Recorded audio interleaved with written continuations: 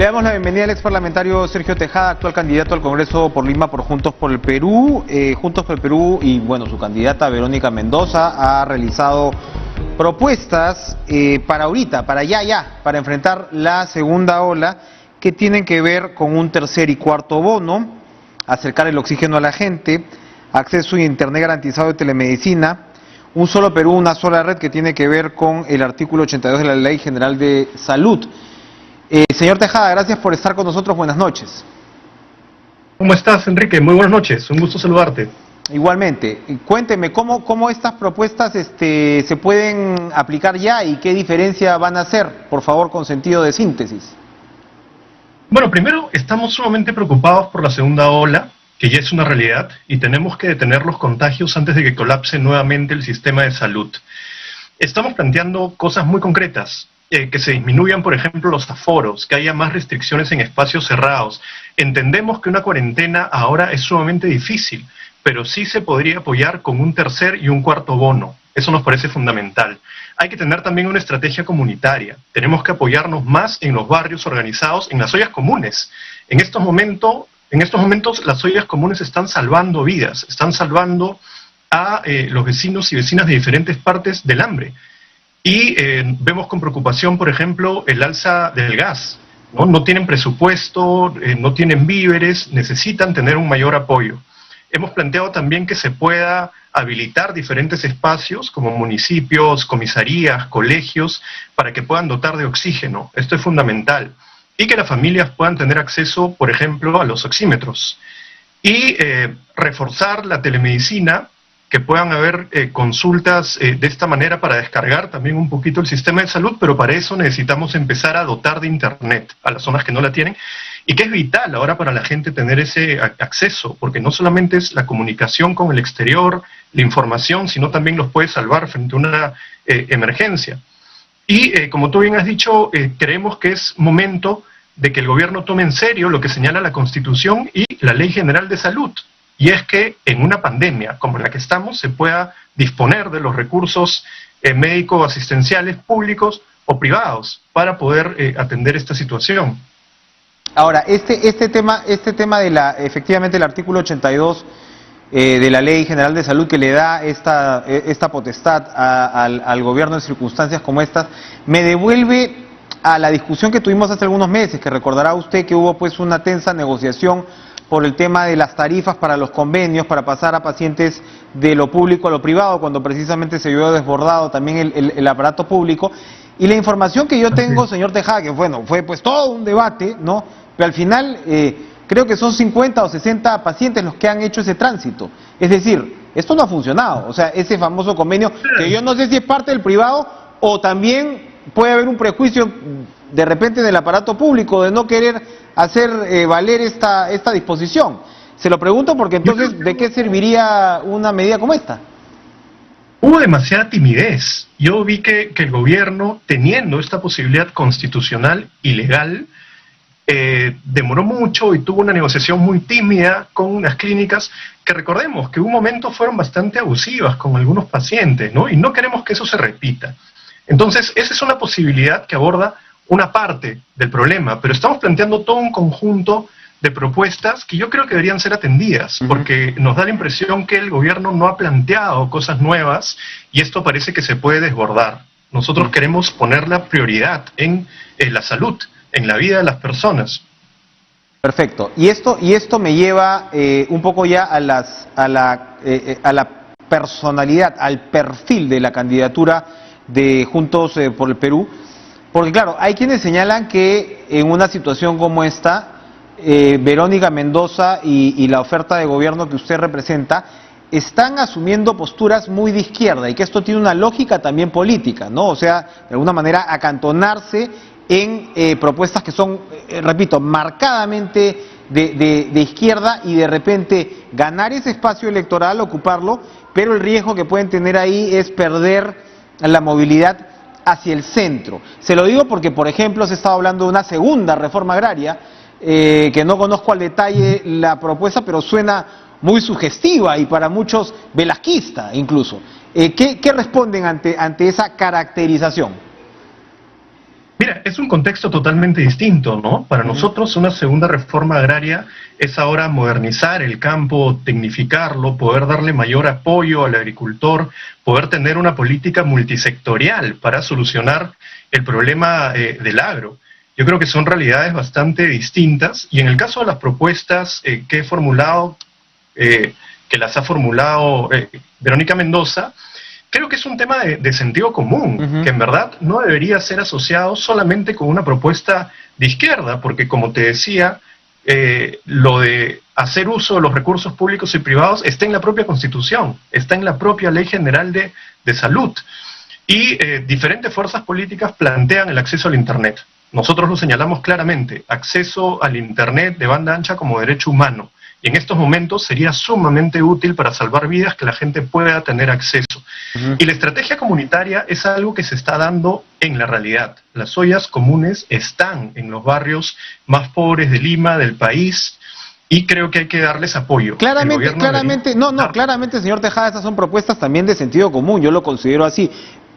Separaba el tema un poquito del artículo 82 porque puede generar pues cierta controversia en algunos sectores, pero claramente hay muchas propuestas acá de sentido común. Iba yo más allá por el lado del perfil de la candidatura, ¿no? Sí, ustedes, bueno, es la izquierda y a la izquierda últimamente le ha ido bien en las últimas elecciones, pero uno se pregunta, por ejemplo, ¿qué van a hacer? Le ha ido mejor de lo que le iba al principio, me refiero, ¿no? O sea, siempre, y ahora probablemente es un terreno fértil frente a la situación que se va a vivir en el país en la pandemia. Pero, por ejemplo, uno preguntaría también por el otro lado, ¿cómo van a hacer para revertir la recaudación que ha caído 30%? Ya estábamos en una presión tributaria pobrísima, que no llega ni al 14%, con eso no se hace nada, con un Estado que le cuesta, ¿no?, al país el 20% del PIB, tienes una presión tributaria del 13%, y bueno, y ahora ha caído en 30% la recaudación. ¿Cómo haría un gobierno de Verónica Mendoza para revertir esto? Sí, el tema de la recaudación lo hemos mencionado en muchas oportunidades. Sí, es una preocupación. Hemos planteado, por ejemplo, un impuesto extraordinario a la riqueza, que es algo que se está aplicando en otros países del mundo y que es recomendado incluso por organismos internacionales. Planteamos la reforma tributaria, que tiene que ir acompañada pues, de una lucha contra la evasión y la ilusión tributaria, y entendemos que estamos en una crisis económica bastante complicada. Entonces es natural que haya caído la recaudación, pero tenemos que generar empleo. Por eso hemos propuesto también un programa nacional de empleo temporal masivo. Y eso, acompañado de los bonos, debería ayudar a reactivar la economía. Pues es un momento muy particular, pero necesitamos hacer uso de recursos para que la gente pueda sobrevivir y cuidar su salud. Decía Verónica Mendoza también en este programa, abogaba por impulsar más, darle más acento todavía al tema de los bonos. Ya la propuesta que tiene Juntos por el Perú va por un tercer y cuarto bono. ¿Cómo se procedería con esto? Bueno, es que consideramos que los bonos fueron una iniciativa importante, pero hubo muchos problemas con la distribución desde un inicio. Muchas personas que realmente lo necesitaban no lo recibieron. Otras personas que no, quizás sí lo recibieron, pero además en un tiempo demasiado espaciado. Entonces, ¿cómo tú podías mantener una cuarentena por muchos meses con uno o dos bonos, con un monto que era muy pequeño, ¿no? Si se van a tomar mayores restricciones en el marco de esta segunda ola, los bonos tienen que llegar y tienen que llegar en periodos de tiempo adecuados. Creo que es un esfuerzo que se tiene que realizar necesariamente. Cuénteme, ¿qué opina de la propuesta de Keiko Fujimori de indultar a su papá? Estamos en desacuerdo, siempre lo hemos estado, hemos salido a las calles, además cuando se produjo el indulto por parte de PPK, un indulto que sabemos que está negociado, ¿no? Y es una actitud errática, francamente, de Keiko Fujimori, ¿no? Primero peleándose con toda su familia, dándole la espalda a toda su familia, y ahora recurriendo a esta figura, me parece, para poder recuperar el voto del fujimorismo que está desperdigado entre diferentes candidatos. Porque hoy tenemos varios fujimoristas de candidatos a la presidencia, ¿no? Varios que defienden ese modelo político y económico. Y me parece que esa es la preocupación de Keiko Fujimori. ¿Es el modelo fujimorista o es el modelo de la derecha? Bueno, es lo mismo prácticamente, ¿no? Pero, por ejemplo, Hernando de Soto fue una persona que contribuyó a construir ese modelo del fujimorismo y que no ha tenido problemas, además, con aliarse con gobiernos autoritarios. Y yo creo que representa lo mismo. Entonces, para Keiko Fujimori puede ser ahora una competencia. Pero yo creo que hay que dar un mensaje muy claro. No podemos volver al pasado, no podemos volver al autoritarismo, no podemos volver a esa corrupción y violación de derechos humanos que fue el fujimontesinismo, y le vamos a hacer frente. Creemos que nosotros podemos representar una opción democrática y de cambio que le haga frente a esas propuestas que tenemos que dejar en el pasado. Esas candidaturas que de alguna manera plantearían esa dicotomía o esa oposición con una candidatura como la de Verónica Mendoza, eso está claro. Pero candidaturas que son calificadas como de centro, como la de Forsyth y Julio Guzmán, suman 26, 27%. ¿Qué le dice al electorado frente a esas candidaturas la opción de Verónica Mendoza? Que igual son opciones que no plantean cambios de fondo.